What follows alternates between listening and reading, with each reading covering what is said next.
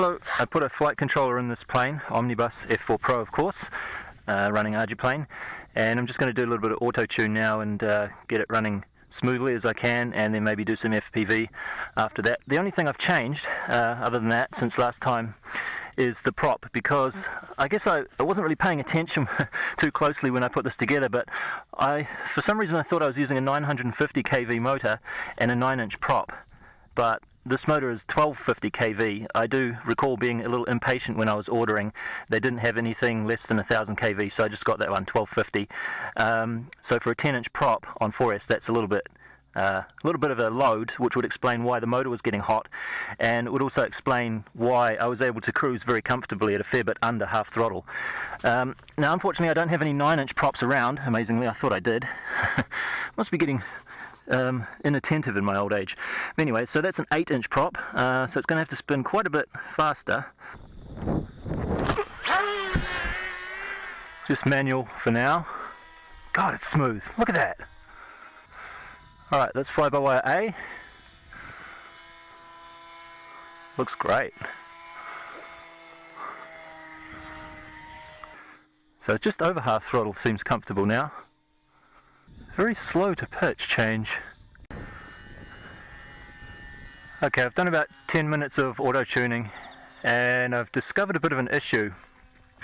So I did my auto-tuning at half throttle, exactly half throttle as it turned out. I just sort of adjusted it until it felt comfortable to maintain a steady cruise, and then I looked down at my sticks and there it was, bang on half throttle, which is good.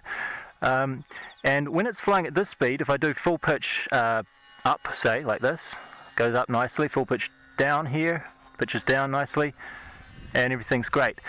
But when it picks up more speed, so if I'm flying at about, say, 70% throttle or so, I have almost no pitch authority.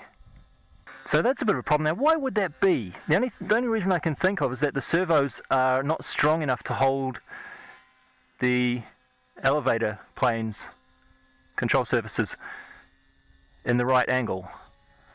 That's one explanation. Or is it possibly that Autotune only really applies at the speed that you were auto-tuned at? I hope not. That doesn't really seem to be the case. And now, see, I have good pitch authority here. Look at that, it's pretty good. Yeah, so that's a bit of a puzzle.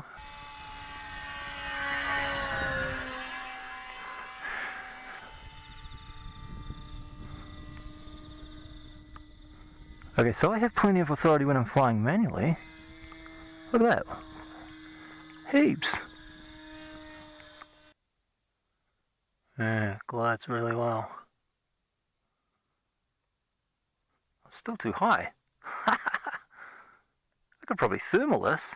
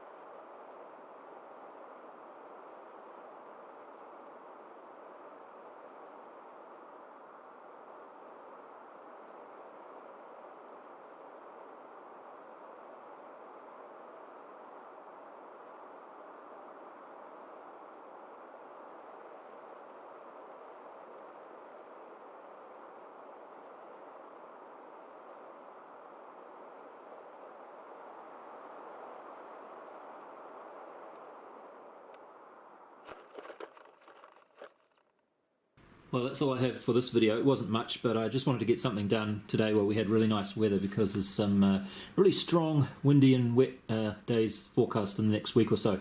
So anyway, this is how the camera was stuck on, just sort of gouged a bit out of there. And the VTX is done by just sort of sandwiching it between the side of the thing, like I did on my mini Talon. Sits in there quite nicely. But I did notice that after this flight, the inside of this thing was quite warm, and I think it was all coming from the VTX, because this is a 600 milliwatt one that does get quite hot. And I can't imagine that the low power output that we were drawing from the motor was heating it up much. So anyway, to hopefully alleviate that, I put a couple of little holes on the sides there. I didn't go for the front because there's fiberglass on there, and I don't really want like a huge gushing torrent of air coming through, because we have to keep in mind there's a barometer there that we don't want to really disturb too much. So the purpose of this is just so that the air doesn't completely stagnate inside, which is what it was doing in this flight.